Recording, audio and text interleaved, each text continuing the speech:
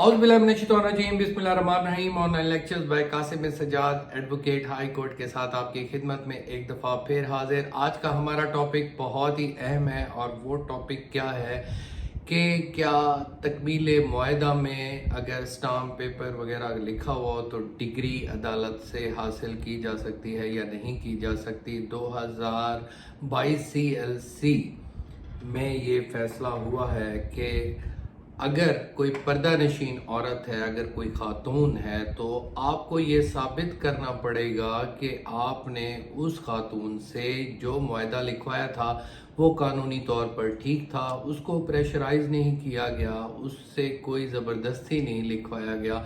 क्योंकि पर्दा नशीन जो लेडी होती है उसको बहुत सारे हकूक़ हासिल होते हैं, दावा इस्तक़रार हक़ हो या दावा हुक्म इम्तनाई हो या तकमील मुआहदा का दावा हो, तो उसमें ये नहीं हो सकता कि आप एक स्टैम्प पेपर लिखवा कर किसी औरत के खिलाफ अदालत में चले जाएं कि इसने हमसे इतने पैसे ले लिए हैं।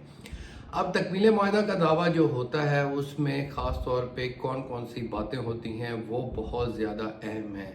Offer, acceptance and delivery of possession, ये आम तौर पर होता है, लेकिन उसमें ख़ास तौर पे जब बहन भाइयों के तनाज़ात आपस में होते हैं तो वहाँ से गिफ्ट डीड भी लिखवा ली जाती है, क्योंकि बहनें जो होती हैं वो भाइयों के रहमो करम पर होती हैं। और इस वजह से अदालत ने ये फैसला किया कि औरत के जो कवानीन हैं उसके बारे में थोड़ा सा एहतियात के साथ फैसला किया जाना चाहिए और एक ऐसा मैसेज माशरे में दिया जाना ज़रूरी है कि कोई भी खातून जो है वो अपने हकूक़ से महरूम ना हो जाए।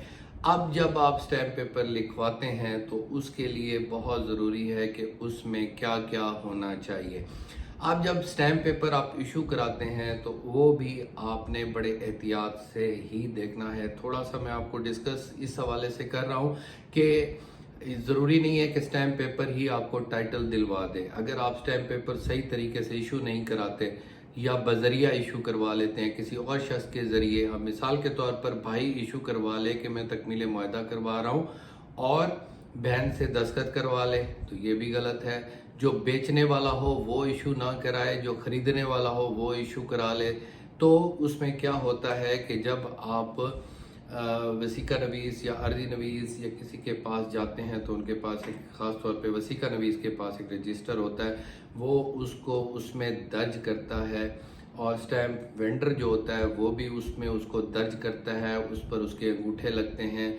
और ये एक पुराना तरीक़ाकार था जो आज से पहले का है। ये इसलिए बता रहा हूँ कि लिटिगेशन आपकी मिसाल के तौर पर ऑलरेडी चल रही है, तो फिर ऐसे ही होगा। जो स्टैम्प पेपर पुराने ज़माने में येलो कलर के मिला करते थे, गोल्डन कलर के, तो इसमें अब क्योंकि दूसरा तरीक़ाकार अख्तियार किया गया है, अब जो है ऑनलाइन भी स्टैम्प पेपर मिल जाया करते हैं, तो वहाँ पर भी उसका आईडी कार्ड और उसकी वेरिफिकेशन और वो उसको दर्ज करता है। दर्ज करने के बाद जब आप तहरीर करते हैं तो तहरीर में भी आपने ये देखना होता है कि तहरीर क्या वॉलंटरीली की गई है या नहीं की गई। अगर गलत तरीके से उसका इनकॉर्पोरेशन होगी तो फिर उससे ये साबित हो जाएगा ये कोएजन और प्रेशर की वजह से उस खातून से हासिल किया गया है। अब ये देखें कि जब स्टैम्प पेपर आप लिखते हैं तो वहाँ पर गवाहान भी साथ लगते हैं। कानून शहादत 1984 के तहत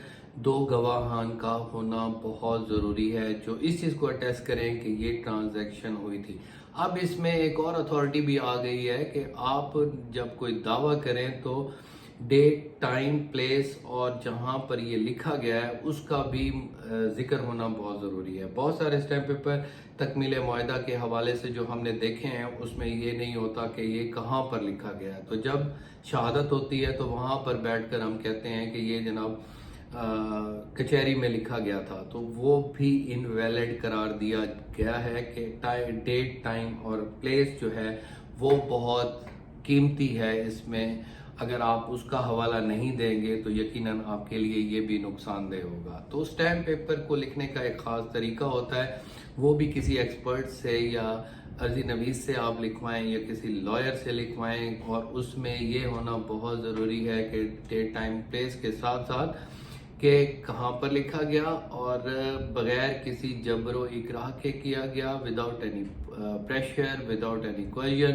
تو اس طریقے سے اس کی ویلیڈیٹی ہوگی. تکمیل معاہدہ کا دعویٰ جو ہے وہ آپ عدالت میں کرتے ہیں، سول کورٹ میں، اور اس میں جو ہوتا ہے سول جج اس کی جورسڈکشن ہوتی ہے. وہاں پر آپ جو 1,00,000 روپے ہے اس کی 7,500 فیس ہے، 2,00,000 روپے ہے تو اس کی 15,000 فیس ہے. اگر مالیت جو پراپرٹی کی مالیت ہے 2,00,000 تک ہے تو 15,000 کورٹ فیس ہوگی. اگر اس سے زیادہ ہے تو 15,000 ہی رہے گی، آپ نے کسی اور کو زیادہ نہیں دینے. تو یہ باتیں میں آپ کو اس لیے بتا رہا ہوں کہ آپ کو قانون کی تھوڑی بہت ہلکی پھلکی آگہی ہونی چاہیے تاکہ آپ اس سے فائدہ کرتے رہیں، حاصل کرتے رہیں، اور آپ ہمیں بھی دعائیں کرتے رہیں کہ ہم نے آپ کو قانونی طور پر ایک چیز بتائی. تو یہ بہت ضروری تھا آپ کے علم میں لانا. اس طریقے سے اگر آپ بہتر طریقے سے اس چیز کو کریں گے تو انشاءاللہ آپ کو کوئی بھی پریشانی نہیں ہوگی. ایک دفعہ پھر اتھارٹی آپ کو بتا دیتا ہوں، 2022 CLC پیج ہے 1300 کے پیج میں یہ ساری باتیں ڈسکس کی گئی ہیں کہ، اور اس میں یہ دعویٰ اس کے عورت کے خلاف کیا گیا تھا اور کہا گیا تھا کہ ہم نے پیسے دیے ہیں اور یہ اب ہمیں پراپرٹی نہیں دینا چاہتی. تو پھر عدالت نے یہ فیصلہ کیا کہ آپ پروو نہیں کر سکے کیونکہ وہ پردہ نشین لیڈی تھی. تو لگتا ہے یہ جو ہے کسی پریشر اور ناجائز طریقے سے اس کو حاصل کیا گیا ہے. یہ مہربانی ہے آپ کی کہ آپ ہمیں دیکھتے ہیں. Thank you very much. Take care of yourself. اللہ حافظ.